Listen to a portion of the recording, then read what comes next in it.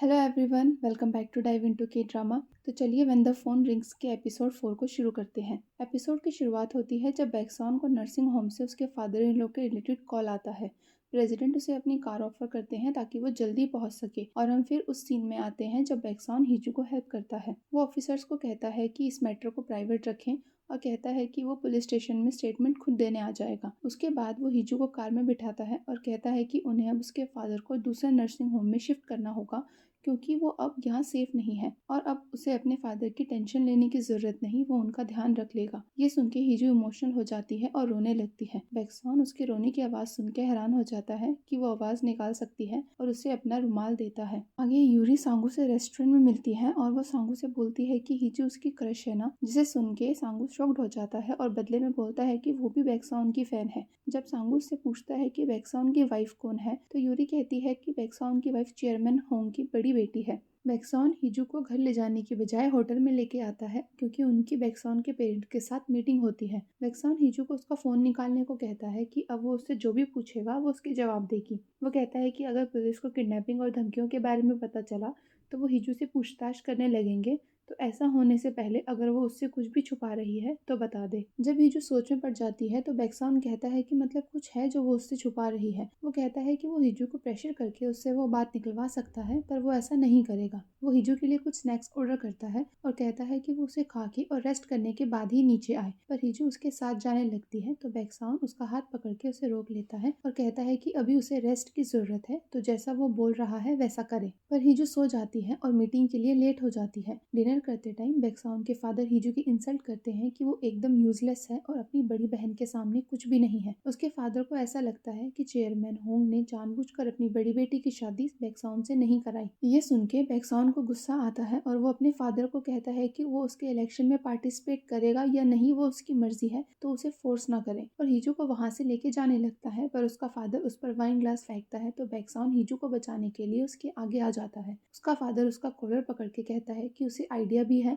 कि अगर वो ऐसे ही बिहेव करता रहा तो उसके साथ क्या हो सकता है। पर बैक्सॉन उसे बोलता है कि वो उससे ये एक्सपेक्ट ना करे कि वो उनके इलेक्शन में कोई भी हेल्प करेगा और हिजू को लेकर चला जाता है। हिजू लिफ्ट में अपना हाथ बैक्सॉन से छुड़ाने की कोशिश करती है पर बैक्सॉन उसका हाथ नहीं छोड़ता और उसे कहता है कि उसके पेरेंट्स ऐसे हैं कि जरूरत पड़ने पर वो अपने बच्चे को भी रिप्लेस कर सकते हैं, तो उनकी बात दिल पर ना ले। आगे बैक्सॉन दोजे को नर्सिंग होम ढूंढने के लिए कहता है। हिजू को अभी भी किडनैपर की बात याद आ रही होती है कि जो उसने शुरू किया है वो खत्म करे, यानी कि बैक्सॉन से डाइवोर्स ले। पर हिजू से अब ये सब नहीं हो रहा होता तो वो फोन को डस्टबिन में फेंक देती है और बाहर फेंकने जा रही होती है। तो बैक्सॉन उसे बोलता है कि वो फेंक आएगा पर हिजू ट्रैश बैग छोड़ती नहीं और तभी उसके फोन में कॉल आ जाता है और वो जल्दी से कॉल पिक करने चली जाती है। हिजू के टीम मेंबर उसे गुड लक विश करते हैं कि वो प्रेसिडेंशियल ऑफिस में साइन लैंग्वेज इंटरप्रेटर के लिए पास हो जाएगी। बैक्सॉन जो कि उसकी कॉल सुन रहा होता है वो भी हिजू को गुड लक बोलता है कि वो पास हो जाएगी। हिजू उसे अपने फोन में टाइप करके कहती है कि अगर वो पास हो गई और उनकी फैमिली को पता चल गया तो उन्हें अच्छा नहीं लगेगा। तो बैक्सॉन उसे कहता है कि वो कब तक एक अच्छे बच्चे की तरह उन लोगों की बात सुनेगी कि वो अब तक उन लोगों की बात सुन सुन के थकी नहीं। उसे अभी भी ये मौका मिला है कि वो अपना नाम बना सकती है। अगर वो इस मौके को गंवाना चाहती है तो ये उसकी मर्जी है, और वहां से जाने लगता है। पर हिजू उसे रोक के टाइप करके बोलती है कि ठीक है, पर जब वो पास हो जाएगी तो आगे क्या करना है वो सोच के रखे। नेक्स्ट डे हिजू का इंटरव्यू होता है और जब उसकी बारी आती है तो उसके सामने बैक्सॉन की वीडियो चलती है जिसे उसे साइन लैंग्वेज में इंटरप्रेट करना होता है, जो कि वो बहुत अच्छे से करती है। इस इंटरव्यू को बैक्सॉन अपने ऑफिस में बैठ के देख रहा होता है पर वो अचानक से इंटरव्यू रूम में आ जाता है। वो हिजू से पूछता है कि क्या उसे स्क्रिप्ट पहले से पता थी,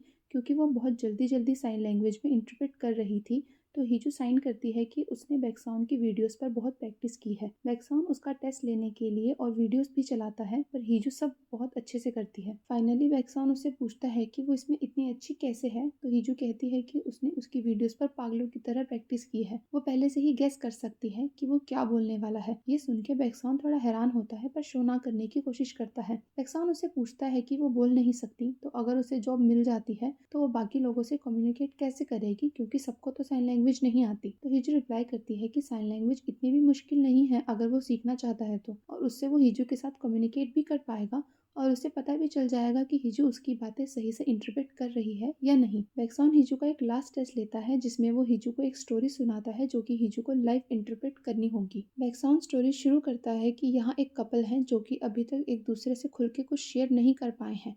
अगर वो शुरू से एक दूसरे को अपनी सच्ची फीलिंग्स बताते तो क्या चीज़ें डिफरेंट होती, कि अगर वो अब सब ठीक करने की कोशिश करेंगे तो क्या वो एक नॉर्मल मैरिड कपल की तरह रह पाएंगे। हिजू ये भी बहुत अच्छे से करती है और बैक्सॉन रूम से बाहर चला जाता है। नेक्स्ट सीन में एक न्यू लड़की की एंट्री होती है जो और कोई नहीं बल्कि होंग इन्हा है। हिजू अपने फादर से न्यू नर्सिंग होम में मिलने जाती है। जब उसे पता चलता है कि उससे पहले ही बैक्सॉन वहां आके जा चुका है तो वो उसके बिहेवियर से कंफ्यूज हो जाती है कि कभी वो इतना अच्छा हो जाता है और कभी बुरा। एक फ्लैशबैक से हमें पता चलता है कि वैक्सॉन और हिजू बचपन में एक पार्टी में मिले थे जहाँ से वैक्सॉन बीच में से उठ के चला जाता है क्योंकि उससे फिश नहीं खाई जा रही होती, पर उसकी मदर उसके पीछे प्लेट लेके आ जाती है कि ऐसे रूड लगेगा अगर वो नहीं खाएगा तो। अपनी मदर को दिखाने के लिए उससे खाना ही पड़ता है, पर वो उसके जाने के बाद मुंह से निकाल के फेंक देता है। उसे तब हिजू दिखती है जिसकी मदर उसे खाना खाने से रोक रही होती है, तो वैक्सॉन उसे वहां से ले जाकर अपनी प्लेट दे देता है। जब वैक्सॉन हिजू से उसका नाम पूछता है तो हिजू उसे अपना नाम उसके हाथ पर लिखकर बताती है। नेक्स्ट हम प्रेजेंट में आते हैं जहाँ हिजू वैक्सॉन को उसके फादर को नर्सिंग होम में शिफ्ट करने के लिए थैंक यू का मैसेज भेजती है। तभी हिजू को इंस्टाग्राम के थ्रू पता चलता है कि इन्हा कोरिया वापस आ गई है। उसे अपनी मदर का फ्लैशबैक आता है कि कैसे उसकी मदर ने उसे इन्हा की जगह लेने को कहा था और वैक्सॉन ने उसे रिंग संभाल के रखने को कहा था कि जब रियल ओनर वापस आएगी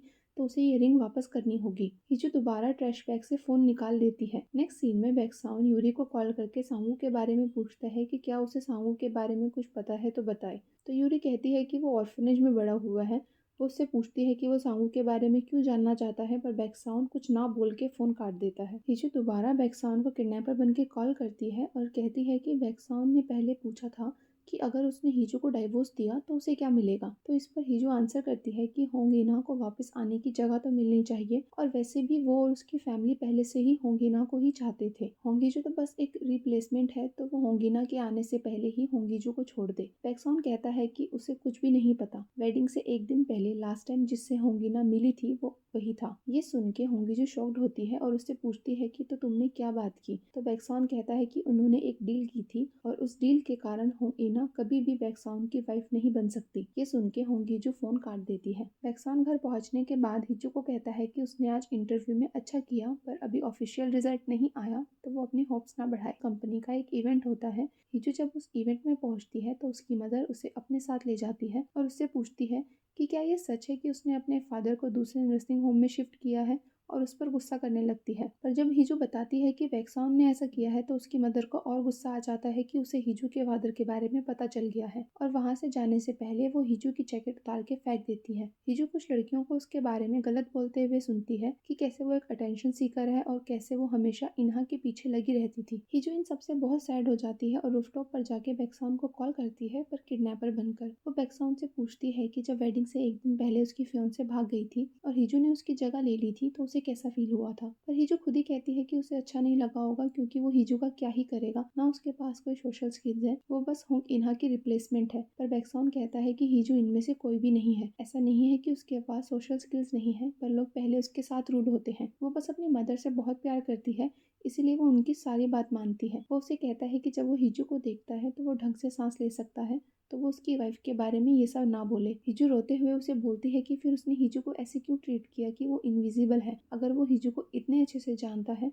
तो उसने हिजू को ये क्यों बोला कि वो एक कपल नहीं है। पर तभी वैक्सॉन भी रूफटॉप पर आ जाता है और दोनों एक दूसरे को वहां देखकर शॉक्ड हो जाते हैं। एपिसोड के एंड में हम वैक्सॉन को पुलिस स्टेशन में देखते हैं जब वो अपनी स्टेटमेंट देने गया होता है। वहाँ पुलिस ऑफिसर हिजू के बारे में पूछते हैं कि क्या वो ठीक है, क्योंकि उस दिन शायद उसे पैनिक अटैक आ रहा था और वो चिल्ला रही थी। ये सुन के वैक्सॉन उनसे पूछता है कि क्या उसकी वाइफ चिल्ला रही थी, और नेक्स्ट सीन में वो अपने फोन में उस दिन की रिकॉर्डिंग देख रहा होता है जिसमें हिजू क्लियरली बोल रही होती है कि उसे कार से उतरना है। सो फाइनली वैक्सॉन को पता चल जाता है कि हिजू बोल सकती है। वो शॉक्ड होता है पर खुश भी होता है कि वो बोल सकती है। तो इस एपिसोड में बस इतना ही। मैं मिलती हूँ आपको नेक्स्ट एपिसोड में, तब तक के लिए goodbye and take care.